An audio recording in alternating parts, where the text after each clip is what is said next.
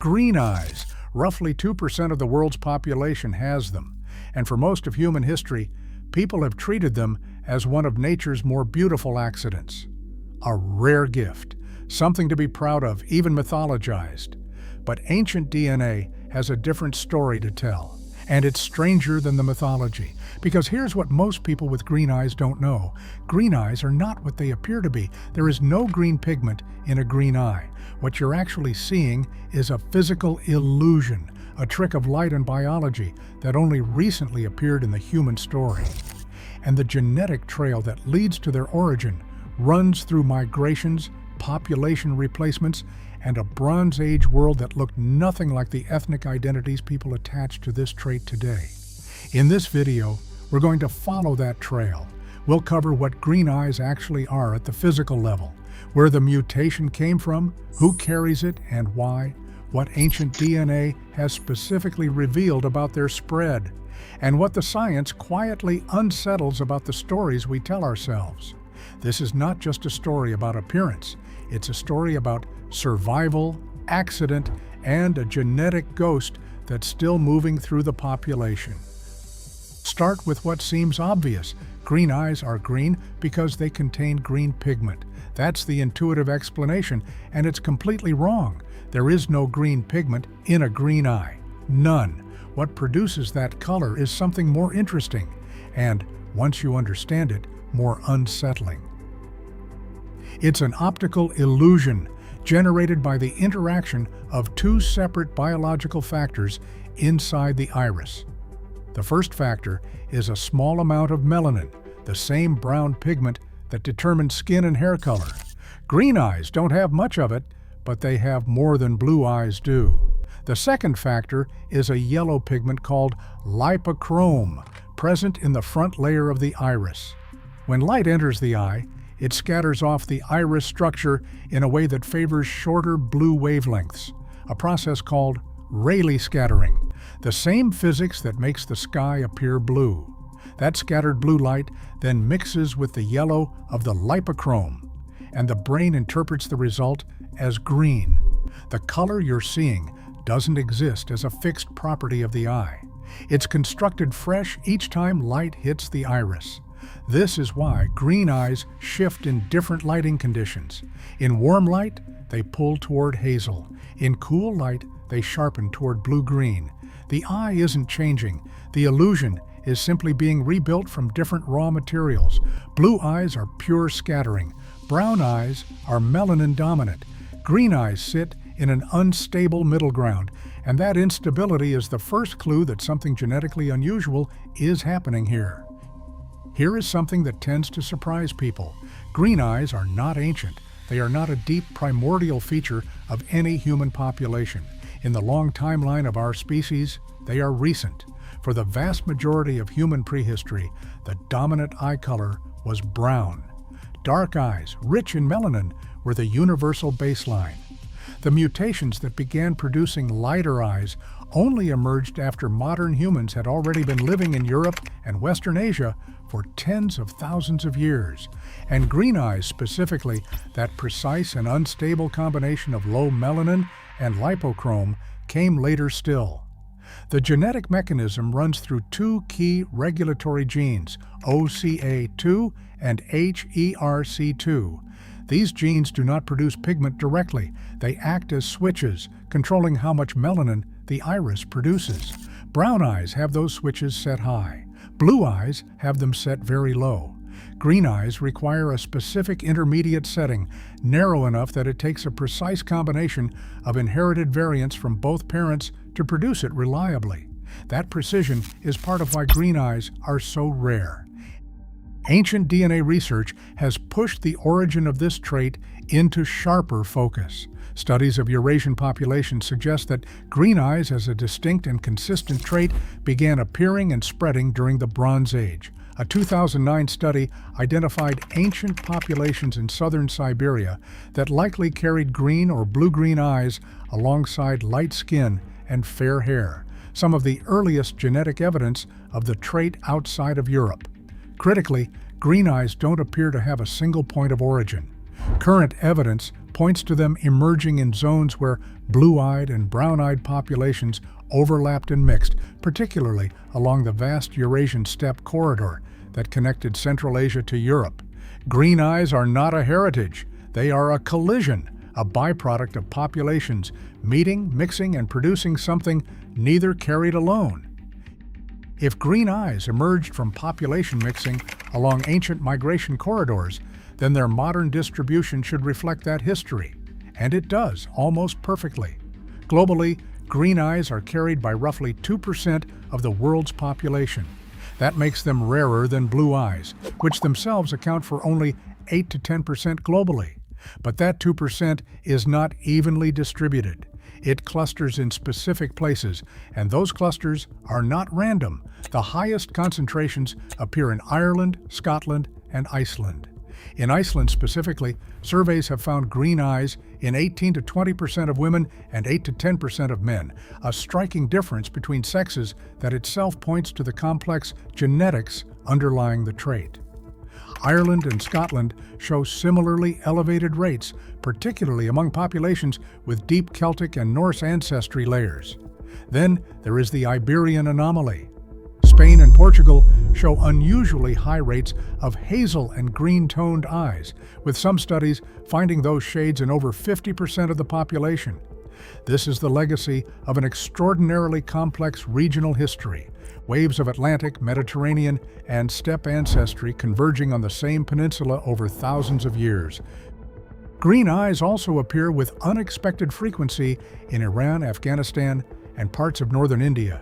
These are not European populations, but they sit along the same ancient steppe migration routes that carried the trait westward into Europe. Their green eyes are echoes of the same Bronze Age movements.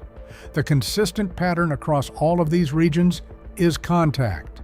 Green eyes appear where ancient population flows crossed, where different genetic streams met and produced something new. They are not the signature of any single person. They are a map of ancient movement, written in the faces of people who have no idea they are carrying it. This is where the science becomes genuinely unsettling, not in a sensational way, but in the quieter, more lasting way that comes from realizing something you assumed was yours never quite belonged to you in the way you thought.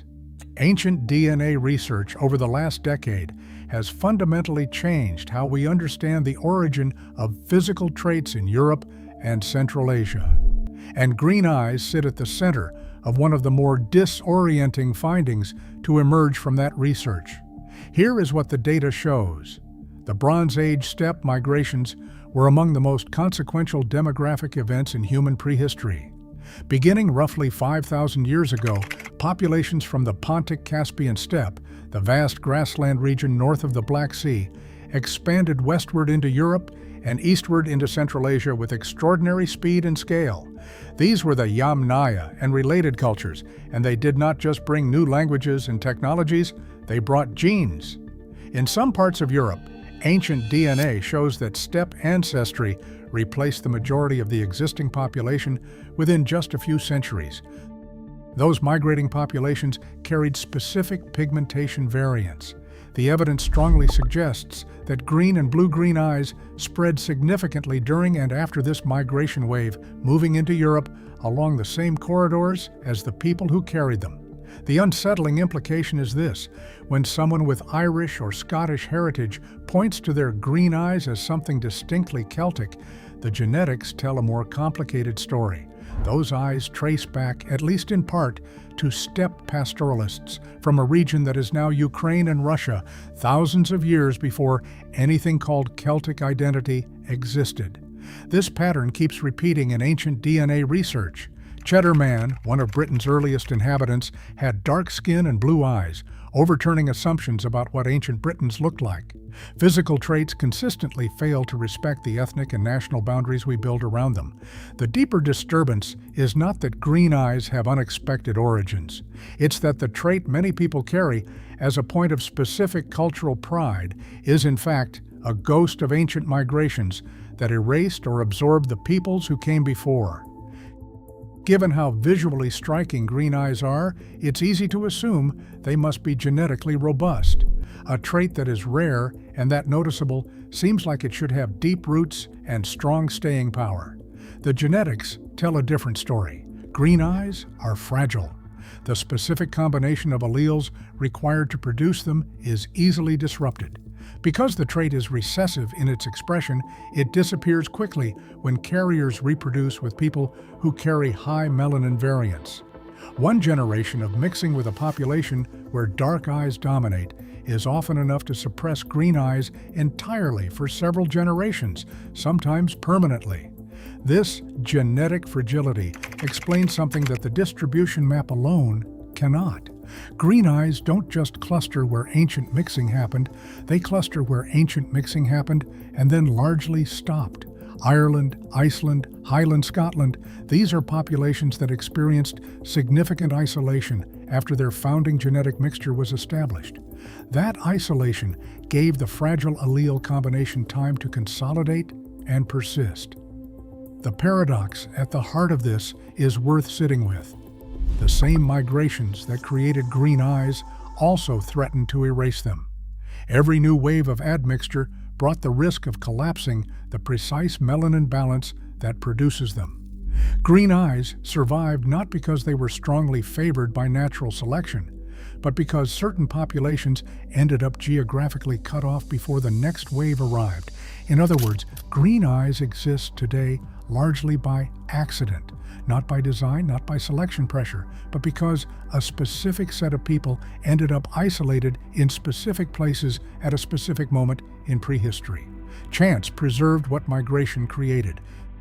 The same low melanin structure that produces green eyes also comes with biological consequences that are worth understanding clearly. Melanin is not purely cosmetic. In the eye, it serves a protective function, absorbing and scattering ultraviolet radiation before it can damage the deeper structures of the retina. Dark eyes carry more of it, light eyes carry less, and green eyes, sitting in that unstable middle range, inherit most of the vulnerabilities of low melanin eyes without the full protection that higher melanin provides. People with green, blue, and gray eyes show elevated sensitivity to bright light compared to darker-eyed individuals. This is a structural reality, not a preference. The iris simply absorbs less incoming light, allowing more of it to reach the retina. Over a lifetime, that cumulative exposure carries real consequences. Research consistently links lighter eye color to higher risk of macular degeneration, one of the leading causes of vision loss in later life. There are other biological trade-offs. Studies have found associations between lighter eye color and different pain sensitivity profiles. A 2014 study found that lighter-eyed women reported higher pain tolerance during childbirth.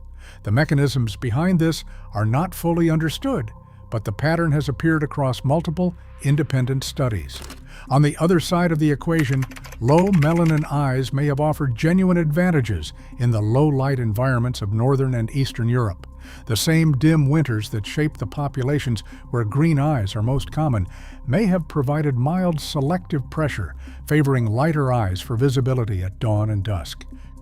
Green eyes exist at a biological edge, visually distinctive, physically vulnerable, and possibly adapted to a specific environment that many of their carriers no longer live in. Long before anyone understood the genetics, green eyes were already carrying meaning they hadn't asked for. In medieval Europe, green eyes were frequently associated with witchcraft, deception, and moral suspicion. The green-eyed monster, Shakespeare's phrase for jealousy in Othello, wasn't chosen arbitrarily.